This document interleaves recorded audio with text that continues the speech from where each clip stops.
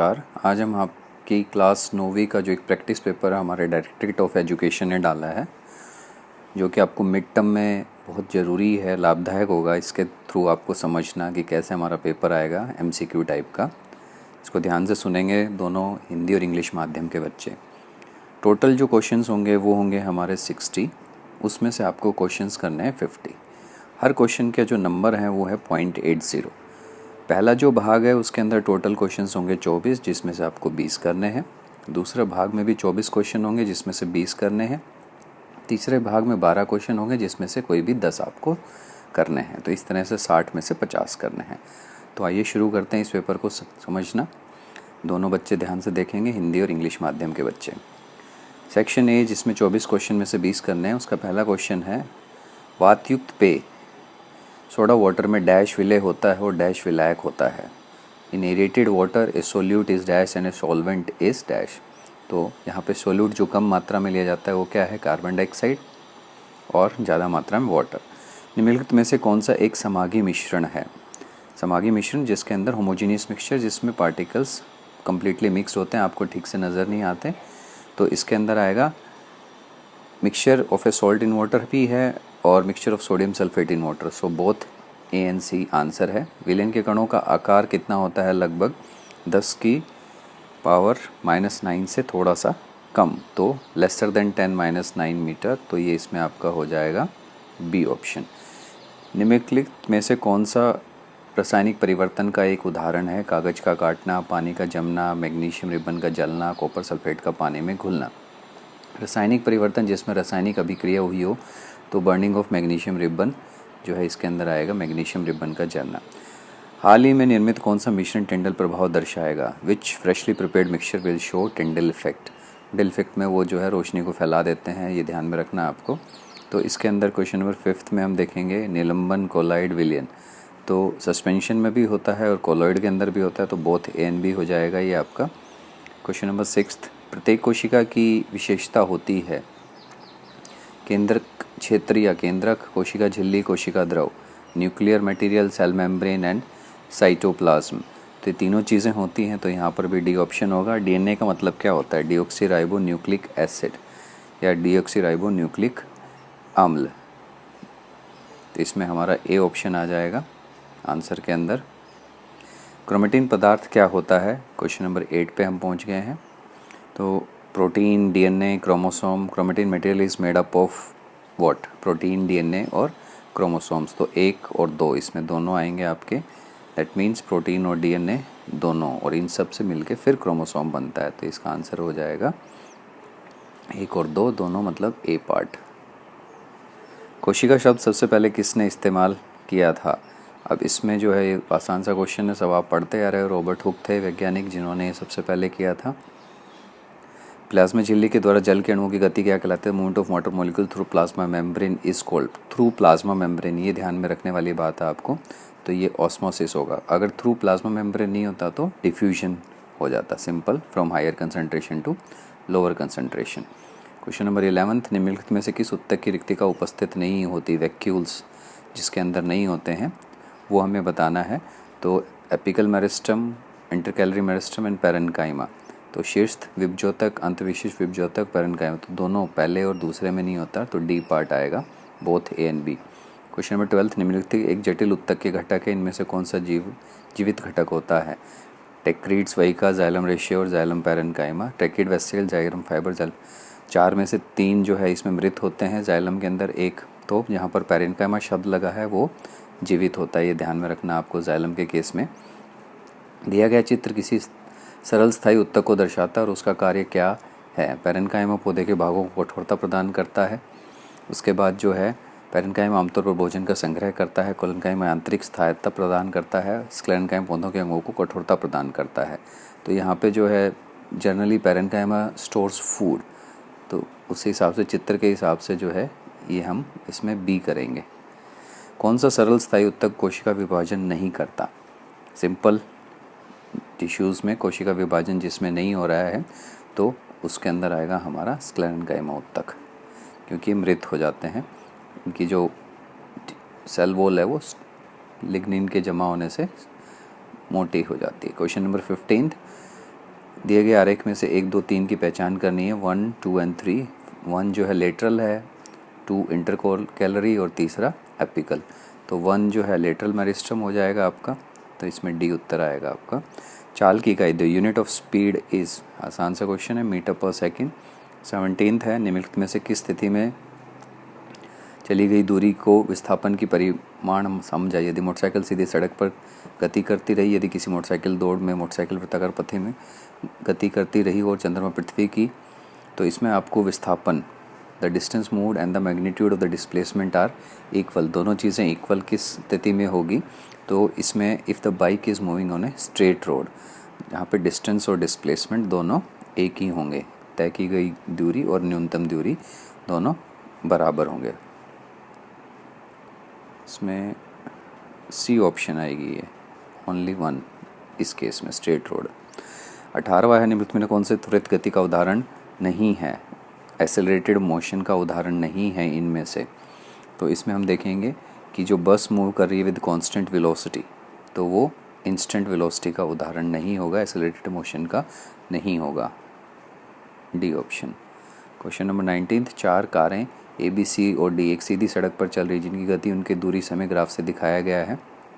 इन कारों की गति के लिए कौन सा कथन सही है।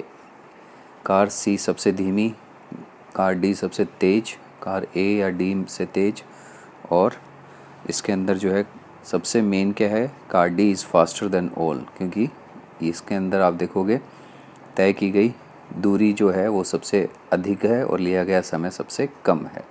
किसी वस्तु के निम्नलिखित वेग समय ग्राफ में कौन सा ग्राफ शून्य त्वरण दर्शाता है।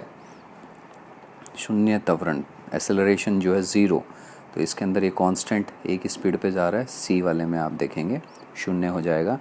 21, जड़त्व माप होती है द्रव्यमान की, वेग की, बल की, और ए और B. Inertia is the measure of 21 का मास। बल का मात्रक क्या है, फोर्स का जो है मात्रक, आप ऐसे यूनिट ऑफ फोर्स की बात कर रहे हैं हम, बहुत आसान डायरेक्ट क्वेश्चंस हैं, न्यूटन। एक अंतरिक्ष यान के प्रक्षेपण के दौरान उसमें निकलने वाला प्रणोद उसके ऊपर उठने में मदद करता है, इसका कारण क्या है।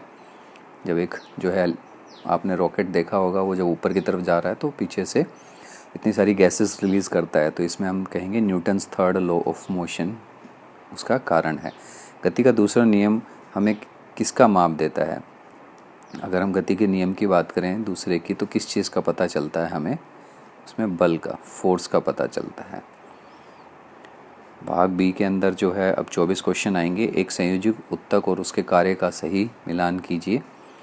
अब इसके अंदर हम देख रहे हैं कि अलग अलग दे रखे हैं संयोजक उत्तक। तो सबसे पहले कंडरा है, कंडरा जो पी मांसपेशियों को अस्थि से जोड़ने का काम करती है। फिर है स्नायु, 2 अस्थियों को जोड़ने का काम करती है। उपासित जो है आपका अस्थियों को संधि के साथ चिकना, और रुधिर, हार्मोन, पोषक तत्व। तो इस तरह से आप देखोगे पी का 4 जिसमें है, क्यू का 2, आर का 3 और एस का 1, दैट मीन्स डी ऑप्शन इसके अंदर आएगी। Tendon connects bone muscles to bone, ligaments connects bone to bone, and cartilage smoothen the joints of the 2 bones and blood transport gases. Question number 26 देख लेते हैं। Tincture iodine मिश्रण है, किस किस चीज़ का मिश्रण होता है tincture iodine, solid and liquid का। तो सॉलिड एंड लिक्विड हमारा है बी ऑप्शन। दी गई तालिका में कॉलम 1 का कॉलम 2 से मिलान कीजिए। अब इसके अंदर आप देखोगे K2, तो K का जो है 2 लोहा क्या है, धातु है। आयरन मेटल हो गया। सोडियम क्लोराइड जो है आपका, सोडियम क्लोराइड L कंपाउंड हो गया। कार्बन नॉन मेटल, और सिलिकॉन जो है मेटलॉइड हो गया। तो इसके हिसाब से हम देखेंगे कि आपकी ऑप्शन बनती है 27 में ए। 28 में देखते हैं, नीचे दिए गए कथनों में से कौन सा कथन एक निलंबन के बारे में सही है। From which of the following statement true about suspension mixture. The particle size is less than particle of the solution, it is unstable in nature, it's particle can be separated by physical methods. तो इसमें हम देखेंगे 2 and 3, तो B option आपका आएगा इसके अंदर। Next question number 29, निम्नलिखित में से गलत जो मिलान है उसको बताना है आपने। The incorrect match of the following क्या है इसके अंदर, leucoplast store starch oils and protein molecules, chromoplast keep cell clean, तो ये आपका गलत है इसके अंदर, तो बी ऑप्शन हो गया इसके अंदर। कौन सा कोशिका विभाजन वृद्धि के लिए उत्तरदायी होता है, कौन सी कोशिकाओं में जब विभाजन होगा तो जो दो तरह के विभाजन होते हैं, माइटोसिस जो है वो डिवीजन होता है, उसके अंदर उत्तरदायी होता है। नेक्स्ट आपके 31 से 35 5 जो क्वेश्चंस हैं वो क्या होंगे, अभिकथन और कारण वाले। इसके अंदर आपको ध्यान रखना है, अगर दोनों चीज़ें सही हैं और आर उसके सही व्याख्या भी है तो ए, अगर दोनों सही हैं लेकिन आर सही व्याख्या नहीं है तो बी, एक सत्य है दूसरा गलत है तो सी, और अगर एक असत्य आर सही है तो डी ऑप्शन। तो इसके आधार पे हमें क्वेश्चंस करने हैं। सबसे पहला प्रश्न देख लेते हैं इसके आधार पे। अभिकथन क्या है, विलय एक समागी मिश्रण है। A solution is a homogeneous mixture. Reason solution has uniform composition throughout. Now both A and R is the correct explanation. तो यहाँ पे हमारा A ऑप्शन आ गया। उसके बाद नेक्स्ट है smooth endoplasmic reticulum helps in membrane biogenesis and smooth endoplasmic reticulum in manufacturing of lipid molecule. तो यहाँ पर भी दोनों चीज़ें सही हैं, मेम्ब्रेन को बनाने में भी मदद करता है और लिपिड मोलिक्यूल के अंदर भी, तो ए ऑप्शन हो गया। जड़ों के रेशे एपिडर्मिस कोशिकाओं से बने होते हैं, जड़ के रेशे जल और खनिज का अवशोषण नहीं करते। Root hairs are made up of epidermal cells and root hairs do not help in absorption of water mineral, तो ये गलत हो गया, ए सही है आर गलत है, तो सी ऑप्शन आ जाएगा यहाँ पे। चाल एक संदिश राशि है, चाल का केवल परिमाण होता है। 34 में दोनों बातें सही हैं। उसके बाद जो है 35वां हो गया हमारा, फुटबॉल का जड़त्व समान आकार के पत्थर की बॉल से कम होता है, किसी वस्तु का जड़त्व उसके द्रव्यमान का माप होता है। तो इसके अंदर ये दोनों बातें सही हैं, इसलिए 35 में जो है हमारा ए आएगा। तो ज़्यादातर में ए है, एक को छोड़ के। 36 में एक चित्र दे रखा है, in the given picture RBC are placed in solution X, what could be the nature of the solution. अब ये दिख रहा है कि आरबीसी हमारे फूल गए, स्वोलन आरबीसी आ गया। तो इस केस में क्या होता है कि बाहर से कोई चीज़ अंदर एंटर कर गई, क्योंकि जो है बाहर उस चीज़ का सॉल्यूशन के अंदर जो कंटेंट था वो आरबीसी के अंदर कंटेंट से कम था। तो इसमें हम करेंगे हाइपोटोनिक सॉल्यूशन, अल्पसारी दाबी। क्वेश्चन नंबर 37, यूकैरियोटिक पादप कोशिकाओं के आरेख का प्रेक्षण कीजिए और उसमें लिखिए XYZ अंगक का उसमें कार्य से सही मिलान। तो यहाँ पे हम 37 में देख रहे हैं X जो है हमारा वो प्रकाश संश्लेषण कर रहा है, X क्लोरोप्लास्ट है तो प्रकाश संश्लेषण करेगा। उसके बाद Y जो है हमें दिखा रखा है जो कि आपका थर्ड पार्ट है, कोशिका के सभी उपचय प्रक्रियाओं का नियंत्रण करना, न्यूक्लियस के बारे में बता रहा है। और Z जो है वो ठोस को तरल पदार्थों का संग्रह है। तो इसमें हमारा ऑप्शन सी आ जाएगा, X2 Z1 एंड Y3। कौन न्यूरॉन का भाग नहीं है, न्यूरॉन मतलब नर्व सेल, तो उसका जो भाग कौन नहीं है, which is not a part of neuron. Nucleus भी होता है, सेल बॉर्डरी भी, डेंड्राइट भी, साइनेप्सी नहीं होता है। ये तो उनके बीच में जो गैप होता है दो नर्व सेल के, उसके बारे में बात है। क्वेश्चन नंबर 39 पे आ जाते हैं। निम्नलिखित में से कौन सा यौगिक का गुण नहीं है, which of the following is not a characteristic of A compound. किसी यौगिक के संगठनों को सर्वभौतिकी विधियों द्वारा अलग नहीं किया जा सकता। एक यौगिक में विभिन्न तत्व एक निश्चित अनुपात में होते हैं।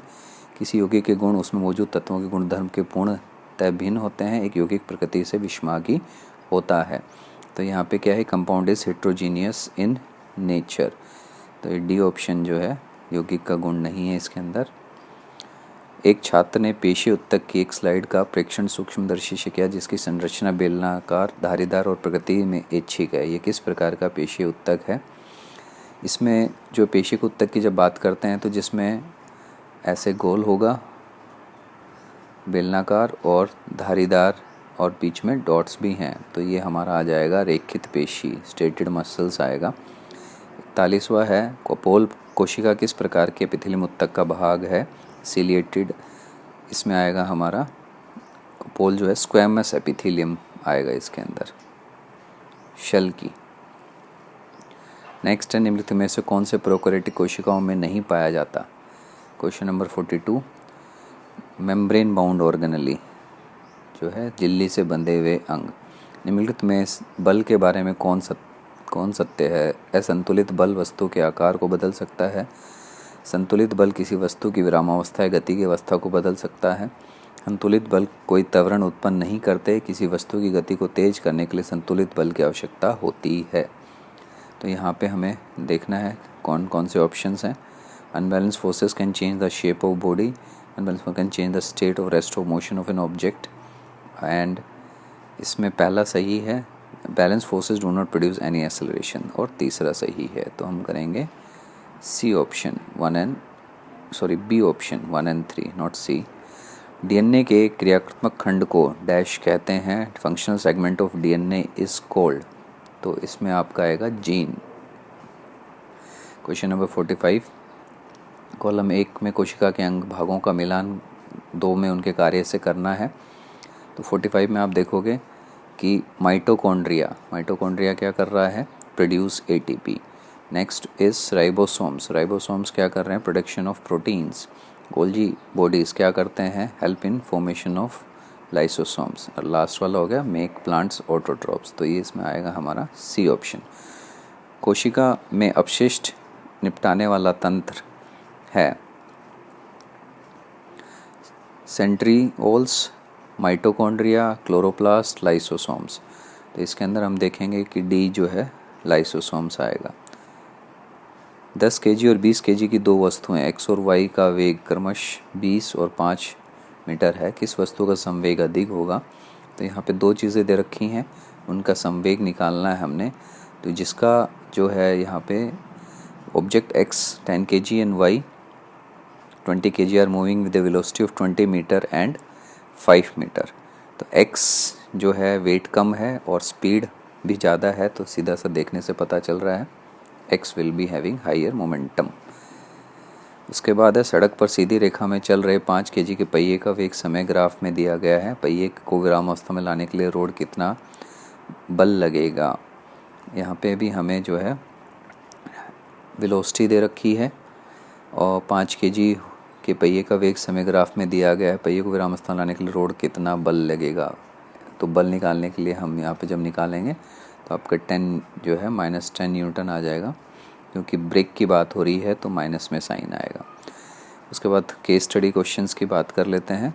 सेक्शन सी के अंदर केस स्टडी क्वेश्चंस है। किसी विलयन की सांद्रता उसकी प्रति इकाई आयतन या घोल के प्रति इकाई द्रव्यमान में मौजूद विलयन की मात्रा है। तापमान वृद्धि के साथ एक विलयन की घुलनशीलता बढ़ जाती है। इस प्रकार के सामान्य तापमान पर 350 ग्राम पानी में 50 ग्राम चीनी घोलते किसी विलयन की सांद्रता को द्रव्यमान द्वारा प्रतिशत विलय का स्वरूप में व्यक्त किया जाता है। ये आपके इसके आधार पे आपको आंसर करने क्वेश्चन में निम्नलिखित में से कौन सा विलयन का घटक नहीं है? विलय, विलायक, परिक्षिप्त, प्रावस्था, उपरोक्त सभी। तो यहाँ पे सी नहीं आएगा, dispersed phase. Component of solution में सोल्यूट एंड सॉल्वेंट्स होते हैं। शर्करा विलयन है। Sugar solution is a solution of solid and liquid. तो ए ऑप्शन आ जाएगा इसके अंदर। नेक्स्ट है आपका विलयन की सांद्रता के लिए कौन सा कथन सही है? Which statement is true about concentration of solution? तो यहाँ पे question number 51, amount of solute present per unit volume. Amount of solute present per unit volume इसका आंसर आएगा आपका। उपरोक्त प्रयोग में छात्र द्वारा निर्मित विलयन की सांद्रता क्या होगी? What is the concentration spread by the student during the above experiment? जो ऊपर एक्सपेरिमेंट किया था इसके अंदर जो है क्या होगी इसकी सांद्रता, वो बतानी है हमने। तो यहाँ पे 350 ग्राम और 50, तो उसको हम आपस में डिवाइड करेंगे, इंटू 100 करेंगे, परसेंटेज निकाल लेंगे। तो इसके हिसाब से हमारे पास आएगा 12.5%। Next is question number 53. Second case, the rate of change of velocity in S is called acceleration. The student took a piece of thread and tied a small stone at one of its ends. He moves the stone to describe circular path with constant by holding the thread at the end. एक बच्चा जो है धागे से पत्थर बांध के ऐसे घुमा रहा है। तो त्वरण एक्सेलरेशन क्या है? एक संदिश राशि है। धाविक का वृत्तीय पथ पर गमन डैश दर्शाता है। यहाँ पे होगा आपका एक्सेलरेटेड मोशन। हर जगह जो है उसकी स्पीड चेंज होती रहती है और डायरेक्शन भी चेंज होती जा रही है। ऊपर दिए गए गतिविधि में धागे घुमाते वक्त छोड़ने पर वह किस दिशा में गमन करेगा? अलोंग ए स्ट्रेट लाइन, जिस पॉइंट पर छोड़ा जाएगा उस पॉइंट से सीधे निकल जाएगा वो। उसके बाद जो है वृत्तीय गति त्वरण गति है, क्योंकि वेग का परिणाम लगातार बढ़ रहा है, गति की दिशा स्थिर रहती है, गति की दिशा लगातार बदल रही हो, ए और सी दोनों। तो यहाँ पे हम देख रहे हैं कि direction of motion is changing continuously, तो सी ऑप्शन आएगा इसके अंदर आपका। थर्ड लास्ट केस है, रुधिर एक संयोजी ऊतक है, इसमें प्लाज्मा नामक द्रव मैट्रिक्स होता है जिसे आरबीसी, डब्ल्यूसी और प्लेटलेट लंबित होते हैं। प्लाज्मा में प्रोटीन, लवण और हार्मोन होते हैं। रुधिर प्रवाहित होता है और शरीर के विभिन्न भागों में गैसों, पोषक तत्वों, हार्मोन और अपशिष्ट पदार्थों का परिवहन करता है। तो blood is a connective tissue, आपने पढ़ा है। इसके अंदर प्लाज्मा मैट्रिक्स के रूप में और बाकी जो है आरबीसी, डब्ल्यूसी सेल्स के रूप में होते हैं। Plasma contain protein, salt and hormone. तो कौन सी कोशिका हमें प्रतिरक्षा प्रदान करती है, इम्यूनिटी हमें कौन देता है, ये आपको पता है, डब्ल्यूबीसी देते हैं। उसके बाद अगर ब्लड कोगुलेशन की बात करें, प्लेटलेट्स किसके अंदर करेगा मदद हमें? ब्लड कोगुलेशन के अंदर, रक्त का थक्का जमाने के अंदर। हमारे शरीर में नियुक्त कार्बन डाइऑक्साइड परिवर्तन की किस कोशिका द्वारा होता है? अगर हम उसकी बात करें तो ये आरबीसी जो है इसके अंदर हेल्प करते हैं हमें कार्बन डाइऑक्साइड जो प्रोड्यूस होती है उसको निकालने में। इससे हम हर संयोजी ऊतक में होता है, जितने भी संयोजी ऊतक हैं उनके अंदर सभी में होता है। अधात्री कोशिकाएं आपस में कमजोरी, शरीर में पदार्थ का परिवहन, ए और बी दोनों। तो इसमें हम देखेंगे मैट्रिक्स भी सभी में होती है और सेल आर लूजली स्पेस्ड, तो बोथ ए एंड बी इसका उत्तर आएगा। तो ये आपकी जो है कंप्लीट होती है यहाँ पे। इसके अंदर जितने भी आपको काम किए हैं आपने वो सब कुछ इसमें करेक्शंस हैं वो आप देख लेना, 1-2 करेक्शंस हो सकती हैं, बाकी ज़्यादातर ये ठीक है। Thank you.